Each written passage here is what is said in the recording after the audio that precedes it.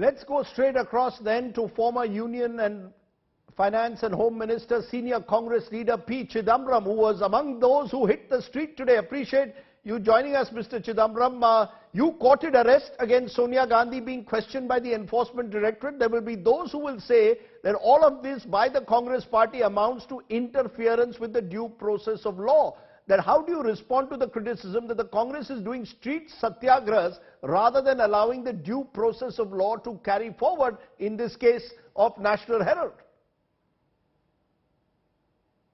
That's complete rubbish argument. The ED is not following the due process of law. Why are you supporting the ED and saying that they are following the due process of law and we are interfering with the due process of law? They are not following any process of law, and they are protesting. Kindly listen to me. They are protesting against the misuse of the PMLA and misuse by the Enforcement Directorate. No, you can protest the way, you can certainly protest, but you can protest possibly in a court of law, not on the street. Because the reason I'm asking you, Mr. Chidambaram, all of this is because the Enforcement Directorate is now saying that the move to probe the Gandhis was initiated last year itself after the ED registered a fresh case under the criminal provisions of the Prevention of Money Laundering Act after a trial court in Delhi took cognizance of an income tax department investigation. So they claim they are following up on what they did last year with that complaint. Well, it's obvious that you have not read the PMLA, which is the income tax violation, which is a scheduled offense under the PMLA. There is no provision of the income tax, if violated, will become a scheduled offense on the PMLA. So keep the income tax angle out. What else is it? Otherwise, it is simply a case of alleged cheating and alleged breach of trust. Now, who is being cheated? Who has complained that I have been cheated? Who has complained that I entrusted money to Mrs. Gandhi or anyone else and there is a breach of trust? Do you even know the name of the complainant? What did the complainant do? The complainant made a complaint. He was being cross-examined by the other side's lawyer. And after 2 or 3 days of cross-examination, the complainant moved the High Court and got a stay of his own case. So without knowing the facts, the background, Mr. Chidambaram, believe whatever the ED says. It is this attitude of the media which believes everything that the UP police says. In the Mohammed Zahir case, Mohammed Zubair believes everything that the Delhi police says. In Sharjeel Imam's case, which believes everything that the Delhi police case, in Siddiq Kapan's case. And these people are languishing in jail, which is why in the last 15 days, there have been 2 judgments and a major statement by the Chief Justice of India saying all this is an abuse of power. We'll come to that in a moment about abuse of power, but the facts, let's stick to the facts, Mr. Chidambaram. A Delhi trial court in 2014 had said there was prima facie wrongdoing in the entire National Herald deal, and the ED now says therefore they are trying to find answers to questions that they claim form the core of their investigation, in particular how the Congress party paid over rupees 90 crores to Associate Journal Limited. They want to track the route of their money and say this is part of the investigation. They've not charge-sheeted Sonia Gandhi yet. Are we saying therefore that Sonia Gandhi cannot even be questioned, not be subject to questioning, is the argument the government, the ED makes today? Nobody says that. What are you investigating? For the last 10, 12, 15 years, this transaction between Associated Journal and Young India has been recorded, one, in the return filed by both companies before the Registrar of Companies, in the income tax returns, and in the audited balance sheet of both companies. So there are 3 sets of documents going back to 12, 15, 16 years. Yes. where this transaction has been recorded. So what are you investigating? Just open those balance sheets and returns file and find out whatever you want to find out. Are you suggesting that the ED does not know to read a balance sheet or a return of income or a return to the registrar of companies? Mr. P. Chidambaram, what you are saying is, some would argue, is prejudging the line of questioning of ED, the nature of their investigation. You've been one of the country's top lawyers. You know that the Enforcement Directorate may well have its own line of questioning based on what they claim are documents available to them. Why not wait till this process is complete without hitting the street, without suggesting at this stage itself that this entire process is driven only by political vendetta and nothing else? We are not prejudging the case.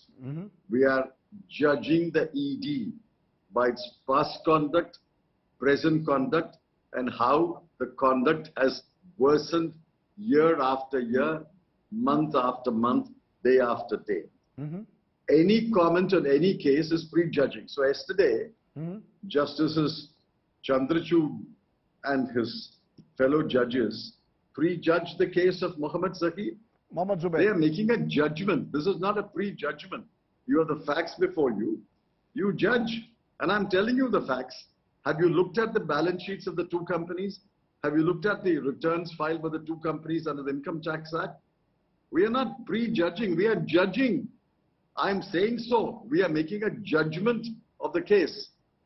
But Mr. Chidambaram, there are those today who will say that the Enforcement Directorate has ironically been empowered with special powers to arrest the accused and self-incriminate during interrogation based on changes in the provisions of the PMLA that were made when you were the finance minister of the country. And that today is being used to target individuals like Sonia Gandhi. Do you concede that argument or not?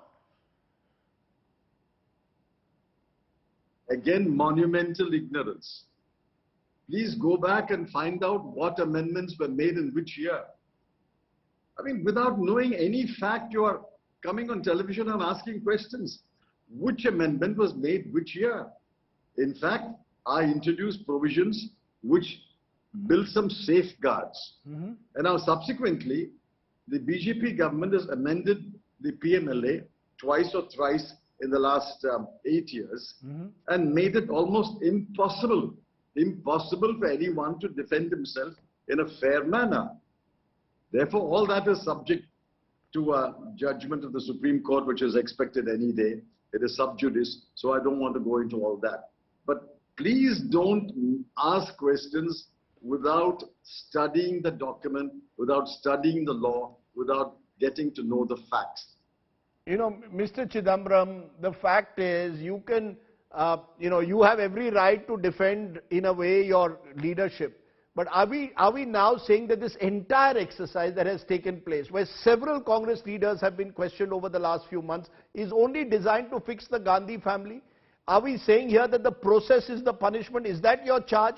That your claim is simply to keep the Gandhi family in some way or the other hanging over these money laundering charges? Is that what your claim is?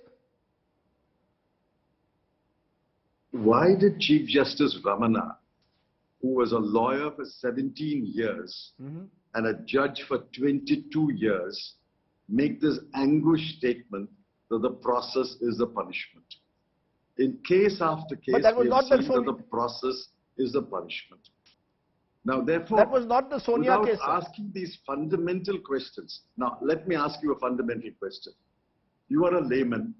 Let us assume that all your viewers are laymen. What is money laundering? Money must change from hand A to hand B. That is money laundering, isn't it? First of all, there must be an exchange of money. A must give money to B. Now tell me, since you seem to be holding a brief for the ED, tell me who has given 1 rupee to whom? Show me one name of the giver and one name of the receiver. This Young India is a Section 25 company. Nobody can give money, nobody can take money, nobody can even accept 1 rupee by taxi charge. So who has given money, who has taken money? This must be the first case of money laundering in the whole world where the allegation of money laundering without money. Sir, the nature of the transactions that took place will presumably be subject of the final report that the Enforcement Directorate puts out. Section 3 of the PMLA, where the offence of money laundering is clearly defined. Section 2U of the PMLA, which speaks of proceeds of crime. All of this, Mr. Chidambaram, will be eventually settled at the end of this investigation. I come back to it. Are you guilty in some way of prejudging what the ED will or will not be able to achieve in a case like this? Are you really convinced even now that this is simply only a fishing expedition at this stage? Is that what you're again claiming? Why are you not accepting my word? We are not prejudging, Rajdeep. We are judging. We are making a judgment today. The abuse of the process. So Chief Justice Ramana, Justice Chandrachud, Justice Kaul, Justice Sundaresh, all of them in the last 15 days, the pronouncements and judgments were prejudgments. They are making a judgment on the facts. Here is a case where not 1 rupee has changed hands from A to B. Not 1 rupee of money. Where is the money laundering? Imagine a laundry which launders clothes without clothes. If there are no clothes in the laundry, what is it laundering? If there is no money, where is the money laundering? Why don't you ask yourself the basic question and ask the ED, who gave money to whom? So if you're claiming you're actually judging on the facts, if you're claiming that, then instead of hitting the streets when Mrs. Gandhi is being questioned, why don't you go to a court of law, suggest to the judges there that this entire investigation is a malified, malicious investigation where the process is the punishment? Do that then. That is a call which lawyers will take. There is already a case in the Supreme Court. Now, my colleague and I are appearing in that case. This is an income tax case. On the very same facts, there is an income tax violation alleged against Young India and its shareholders and directors. The matter has been pending for some time. Now, all the facts are there in that case. So I don't want to comment on a sub judice case. Let the Supreme Court decide whether there's an income tax violation. Where is the question of the ED alleging money laundering? Is the ED higher than the Supreme Court? If the Supreme Court gives a finding, I'm assuming, if the Supreme Court gives a finding there is no income tax violation, then what happens to the ED's case? And even if there is an income tax violation is not a scheduled offense under the PMLA. So what is there for the PMLA to be attracted? What is there for the ED to investigate? This is only to humiliate and bring down the reputation of people. This is the process. This is the process. Okay. And the process is the punishment. Well, that's the third or fourth time you've said the process is the punishment. That seems to have become the new catchword, both for judges and for you here, Mr. Chidambaram. We'll see how that process plays out in the weeks ahead. Sonia Gandhi has been called again on Monday. I appreciate, though, you joining me here on the news today.